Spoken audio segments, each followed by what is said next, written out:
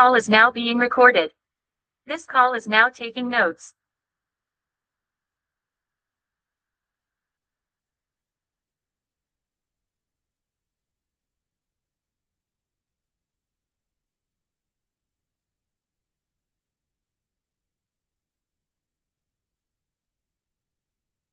Hi guys, you're welcome to this call. In this call, you're going to be looking at another important concepts on reinforcement learning. So in this session, you're going to be looking at PPO. You're going to be looking at the title which I gave, PPO.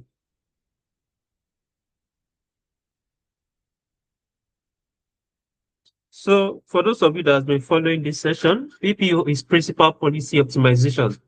Okay, so we are going to look at, the clip that changed everything. I mean, how clipping change, everything that PPO brings into the actor critic approach.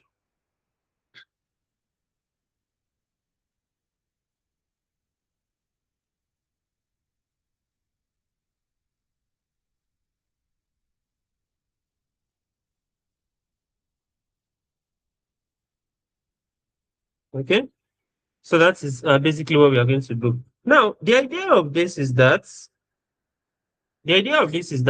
actor critic, approach, or the actor critic can collapse due to several things we've talked about. The catastrophic of forgetting as a result of huge gradient updates. So we've talked about that as being one of the limitations of the actor critic approach. So we said that the actor critic approach can collapse because of the updates. Because the updates are unlimited, so it can be anything, right? You could be having steady, learning, and then you have a significant gradient update that just changes the entire policy, the entire value policy of the learning pattern. So this can lead to catastrophic forgetting, which we've discussed in our last session. And then we decided to add a new approach, which is the principal policy optimization.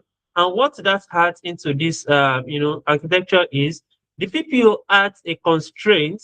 The policy ratio cannot move beyond a particular range or a particular ratio, for a single update.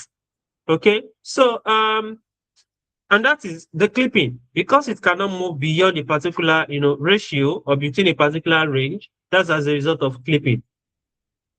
Okay, so meaning that for every single change, for every single gradient update that we have, they are going to be consistent gradient updates, and they are going to be increasing gradually, learning gradually, not that we can have a single gradient update that changes the entire learning process.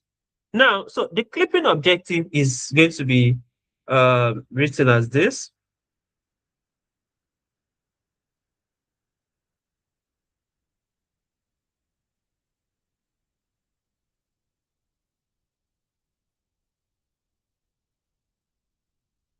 The clipping objective could be given as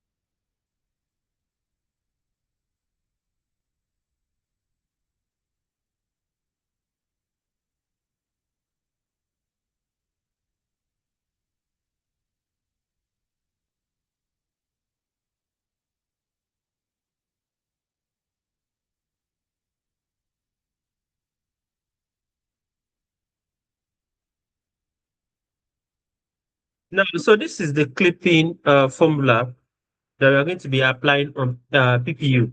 So don't forget that we've talked about, the RT being the ratio of the old versus new policy, and A is the advantage, and then this is the clipping formula itself.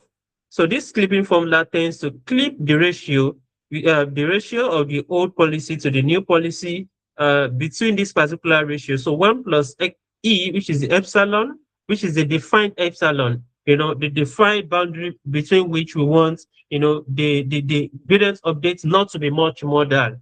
So we will define that between 1 minus E and 1 plus E. So you can have something like 1 minus. So I was explaining about the ratio. I was explaining about the ratio R of T, which is being clipped between a particular interval of defined by epsilon, 1 minus T and 1 plus T. So this is how this is being clipped. So when we talk about the ratio R of T,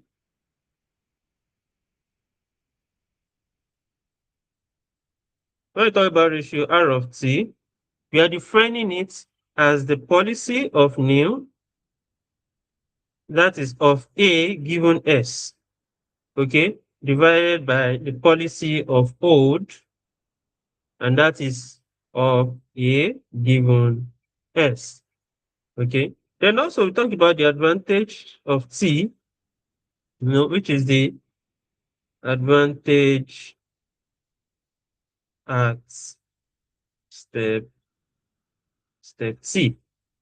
Okay, then also we define the epsilon E. So we define as epsilon, okay, which is usually 0.2. So we are still going to discuss about the optimal value of this epsilon, right? Now, the first time I want us to look at here, from this equation that we have here, which is this R of T times advantage. So let's take a look at that. R of T times A of T, which is the advantage. So this is the standard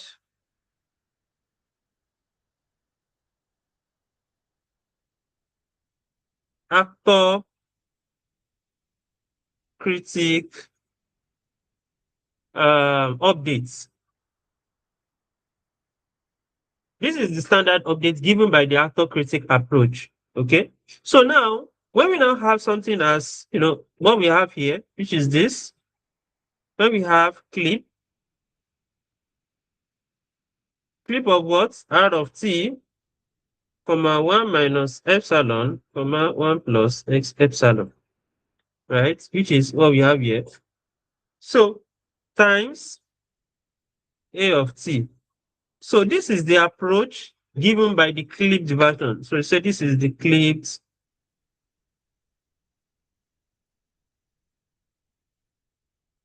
version of that. So because you are defining the R of T, which is the ratio of the old to new policy, you are defining that between a specific, boundary, and that multiplied, by the advantage. So this is the new approach, that we are looking at. Now, so what we are trying to do with this is that we want to be conservative. That is, we want to take the update that changes, the policy less, because we are trying to avoid the problem that was given by the actor critic approach, which is a single, huge graded update can distort the learning process. So we want to be conservative. We want to have a steady and lesser but steady, increase in the update, sorry, in the value policy. So that is basically what we want. Okay, so the first approach you are going to be looking at here is, let's say, for example, we have a positive advantage. Okay, that is the action that was taken was good, so we had a positive advantage. So we want to increase the probability of that positive advantage. However, if, let's say, for example, we have um, epsilon to be 0.2, okay, which is epsilon is E, right? Now, 1 minus E is going to be 0.8, right? That's 1 minus 0.2.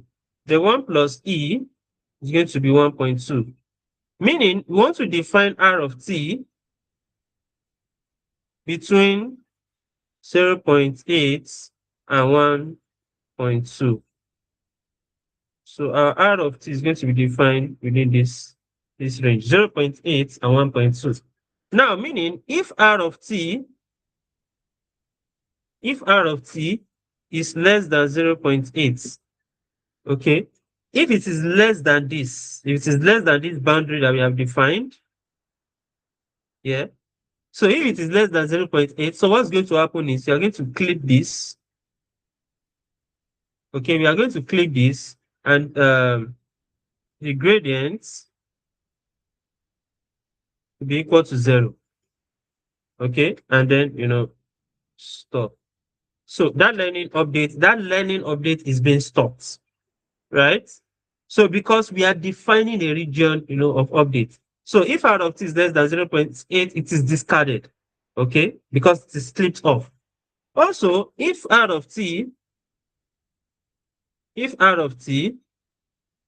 greater than 1.2, that is, it is above this, what is being happening is that this is also being clipped.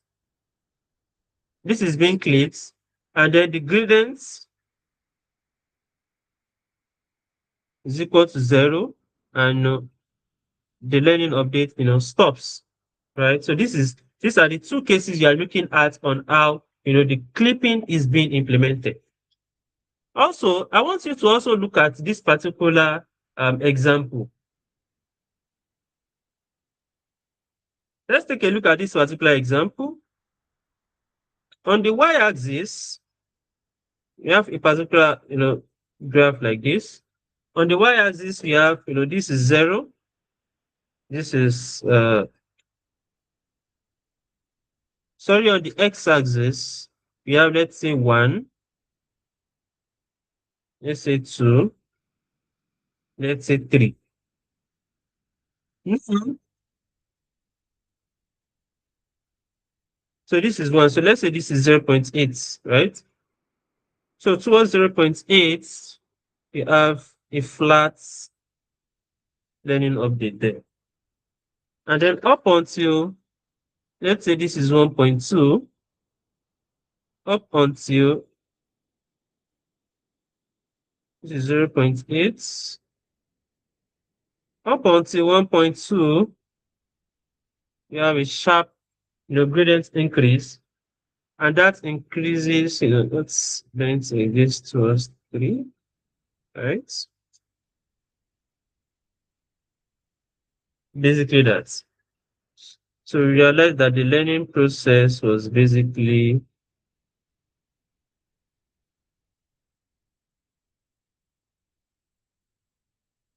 let me use a red,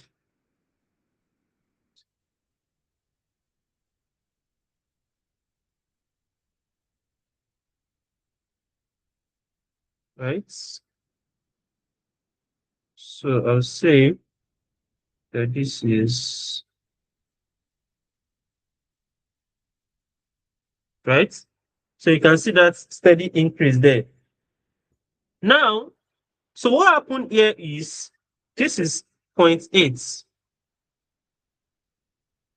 This is 1.2.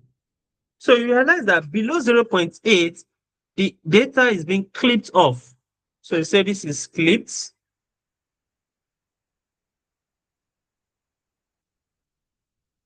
Okay, this is being clipped. So between 0.8 and 1.2, we have normal updates.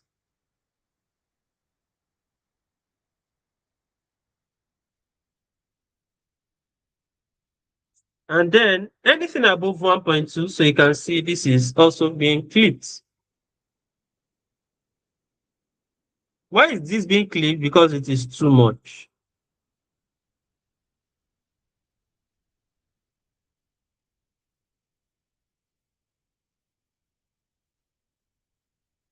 It is above the boundary. Why is this being clipped? Because it is too small.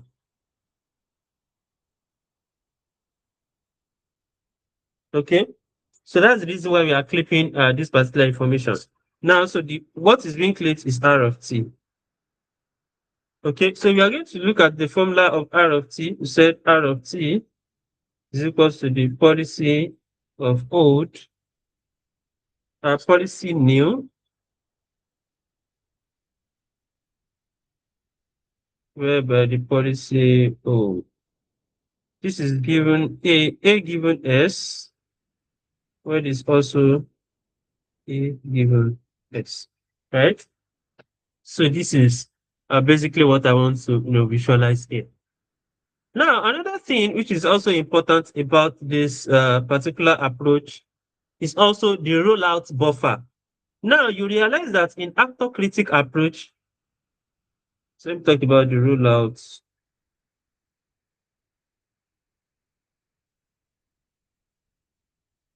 Now, in ActorCritic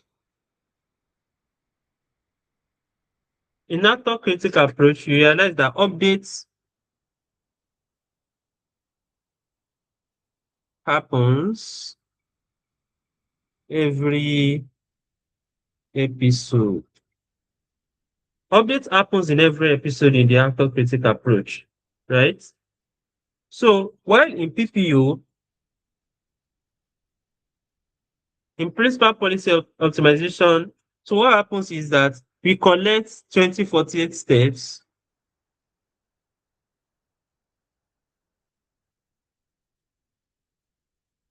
We collect this amount of steps, then we update.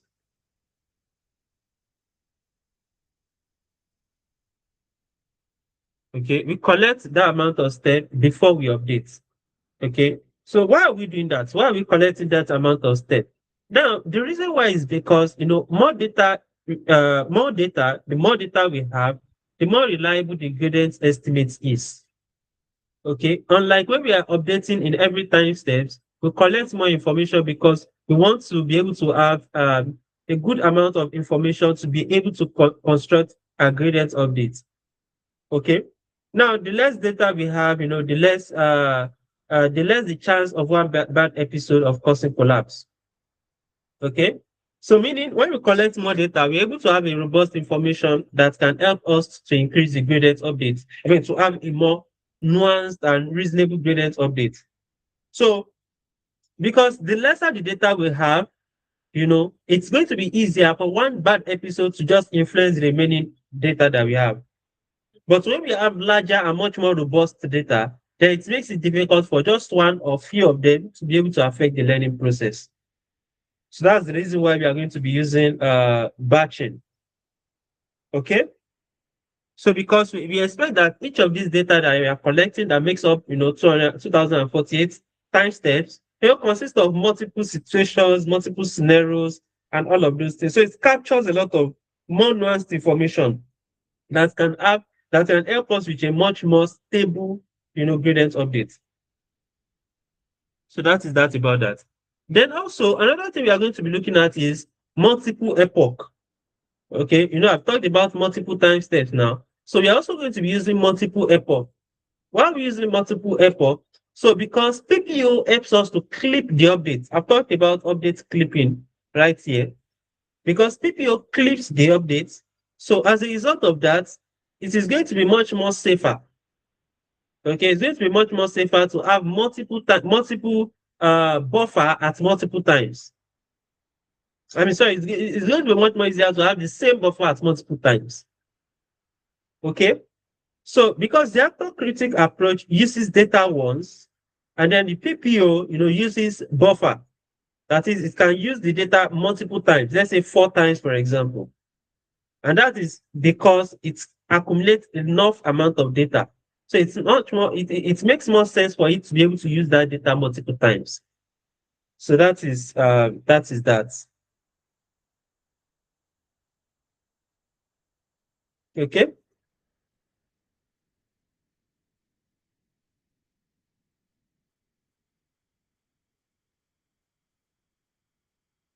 So what are the key important features or differences between PPO and ActorCritic? So I mentioned just three. One is clipping.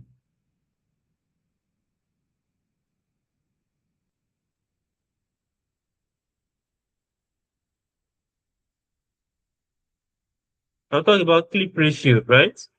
Then two, I'm going to talk about rollouts.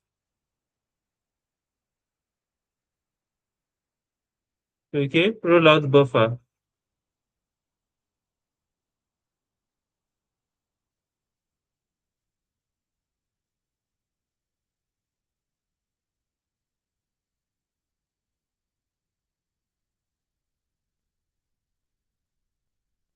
And then three, I'm going to talk about multiple epoch.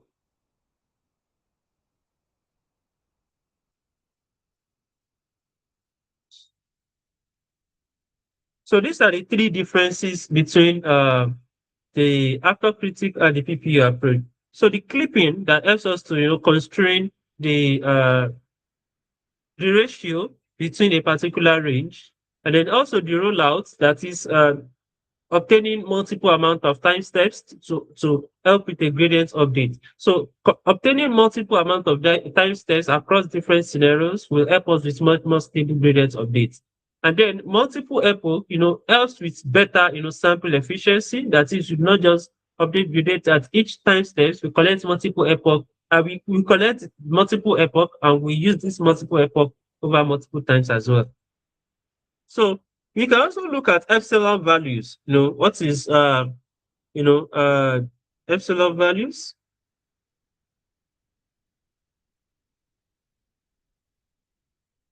So what is the much more standard epsilon values we can use? Since it is now much important in PPO because of clipping. So we can say if E is equal to 0.5, so we can consider this as quite tight. Okay, we can consider this as tight. Why? Because we are with 0.05, sorry.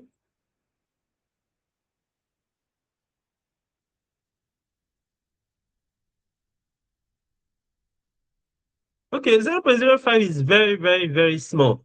So as a result, you're going to be having R of t between R of t between 0.95 and 1.05. This is quite tight, right? This is quite tight. So as a result of that, we are going to be having very, very, very small gradient updates per epoch, and you might need, many amount of epoch to make progress. So this is quite small.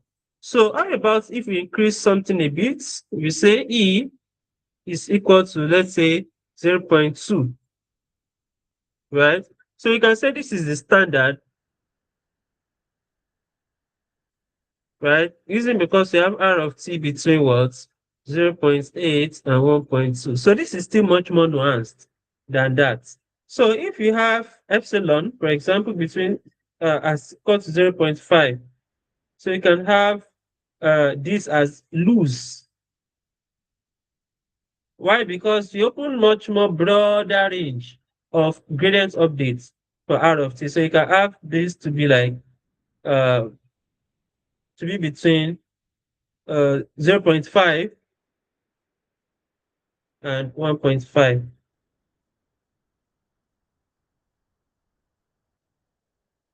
0.5 and 1.5.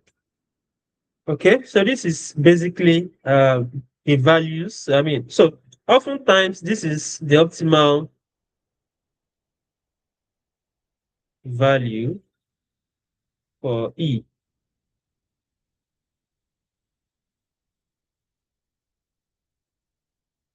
for E epsilon. That's the optimal value for epsilon. Okay, so that's basically that. Right, so now we go into code.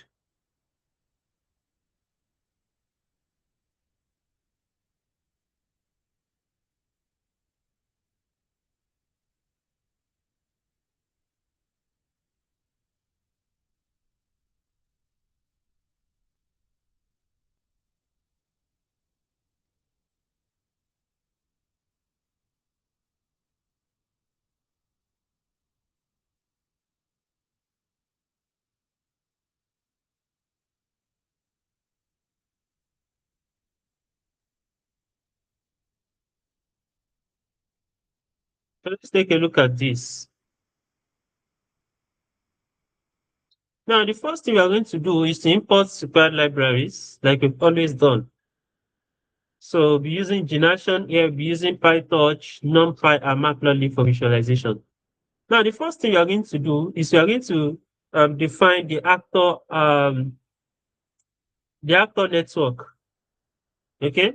So here is the actor network. So you can see the observation size is 4, the action state is 2, and the hidden layer is 128. Now, observation size is 4. Why? Because we are going to be using inside Gymnasium. I think we'll be using the cat pool, and don't forget that for cat pool we have 4 observation states.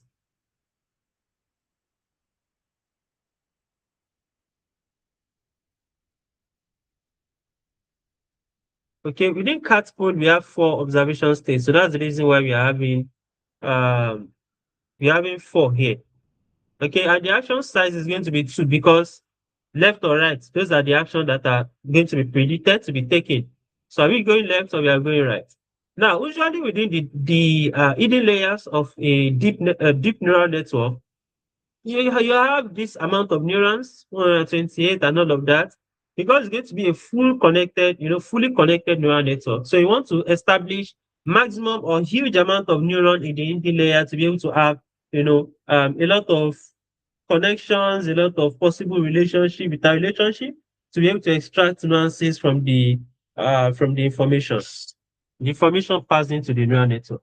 So that's the reason why we usually, tend to have this high amount of neuron within the hidden layer. Now, so you can see we have 3 layers here. In the first layer, you have the observation size, which is 4, and then you have the hidden network or the hidden layer there. And within the hidden layer, the input is 128, the output is 128. And the third layer, which is the output layer, you have the hidden layer, as the input and the output is going to be the action size. And then what we are returning is we are returning softmax. Don't forget softmax is going to return distribution, probability distribution of what direction should we go. Are we going left or we are going right? And what probability is it right for a particular state? So basically that's the output probability that we're going to be having there as a result of softmax.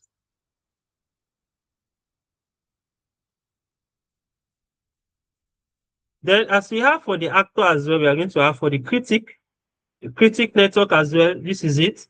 So here you have just the observation size and the hidden layer. So this is not predicting the output dimension for us. This is just returning just returning 1, right? Now, so here it's just returning a regressive output out there.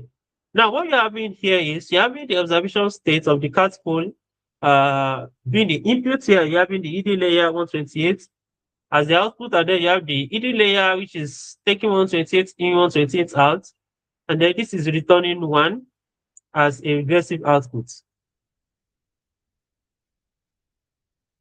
Now we are going to also define the PPO clip loss. Like I explained earlier, so this is the formula for the clip. This is the formula for clipping. Okay. So this is formula for clipping. Here you have minimum value between the ActorCritic approach and the clipping implementation. So which is ratio of the old policy to the new policy being clipped between 1 minus exponent to 1 plus exponent multiplied by the advantage. So of course, this is going to be much more. I mean, this is going to be much more in terms of extracting the minimum value. But yes, we have the minimum value as being selected between this and this. This for the ActorCritic approach, this for the new approach as a result of the clipping loss. So you have the exponents of the new log probability minus old log probability, and then you multiply that by the advantage. Okay, multiply that by the advantage. Yes. So this is unclipped, this is clipped, right? So you multiply that by the advantage. So what you have here is basically this. This is just ratio, which is what you have here. And then unclipped, which is what we have here, is this one that is established here, the ratio times advantage. So that is the unclipped that we have here. Now, so this is clipped. So you can see here ratio times 1 minus epsilon, ratio, comma 1 minus epsilon, comma 1 plus epsilon times advantage. So here, touch.clamp is helping us to clip, the ratio between these two and multiply by the advantage. So as a result, you are going to be having the value here. Value obtained there is what we are going to be having here. Then we are going to get our loss, which is going to be minus the mean of, which one do we have here? Minus negative mean, that's mean, okay, average of the minimum value that is obtained from clipped and unclipped. So at the end of the day, we return the loss. So this is basically, computing loss based on clip and unclipped, form of restrict. So you obtain the minimum value. So the minimum value there is for us to be able to have stable gradient updates between clipped and unclipped ratio. Now, we're going to define another function to collect rollouts. Don't forget, I talked about collecting rollouts. So define the function for that as well.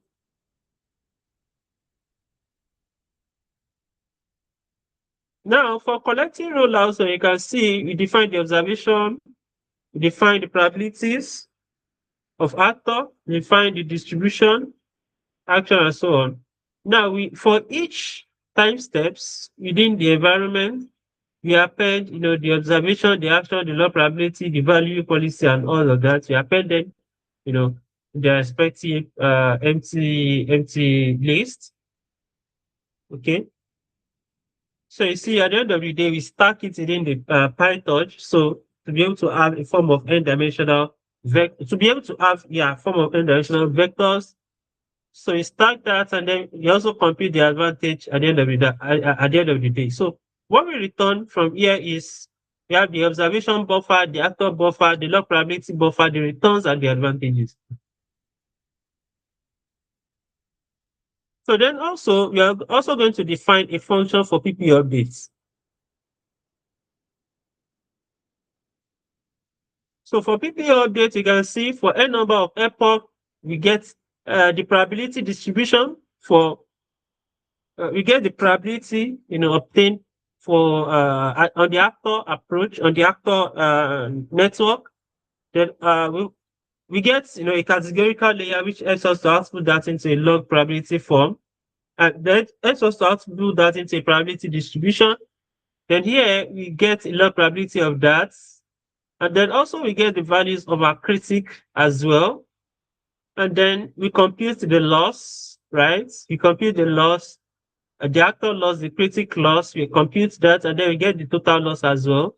So then we compute our back propagation on each of them. And then we have our training loop as well. So we define the function for the training loop.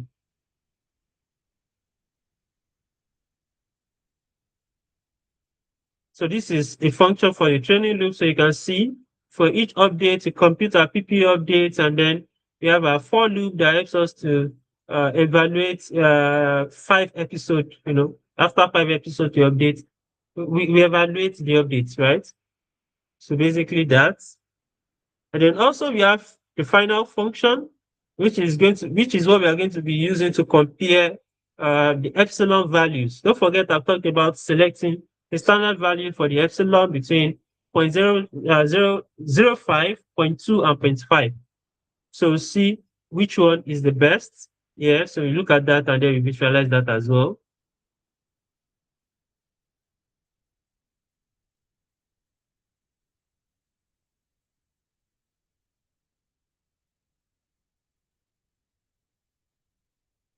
Okay, so I'm going to define I'm going to here have some form of code that helps to visualize all the results that we are going to be getting. So here you can see, decide to remove this.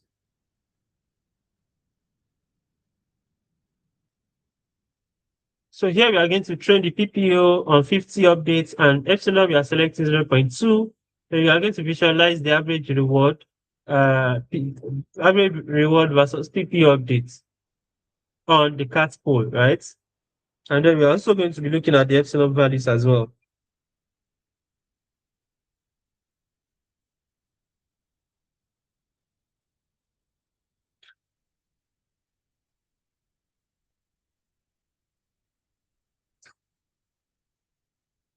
So let's take a this. So here you can see the average reward. Average reward obtained after the first update, you can see 16, and that is increasingly increasing over time.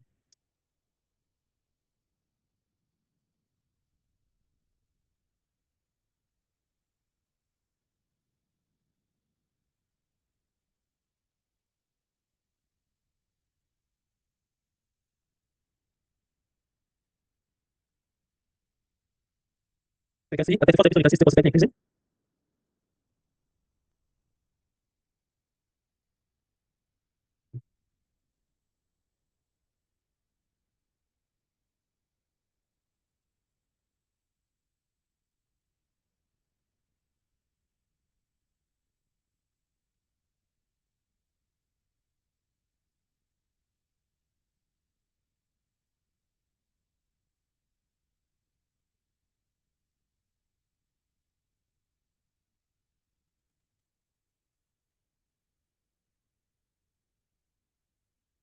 Number of updates. Okay, so you can see it's steadily increasing, right? Steadily increasing, and at average reward of 500, you can see it's itself. So this is basically what the PPO helps us to achieve. You don't just have an update that distorts the entire learning process. You have something that consistently increases the learning process. So which is what you can see here from what PPO was able to achieve.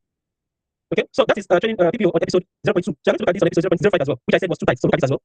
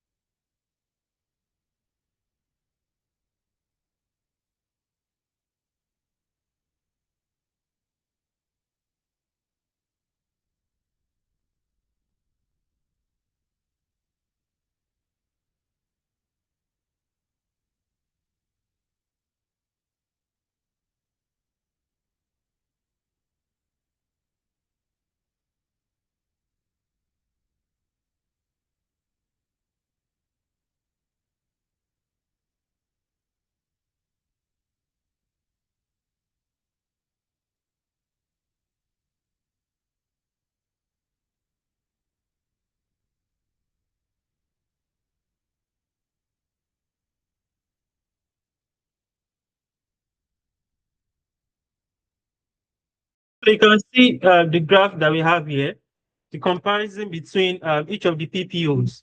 So realize that the one on red, which is 0.05, so you can see it struggled to be able to learn, to be able to reach the solved level.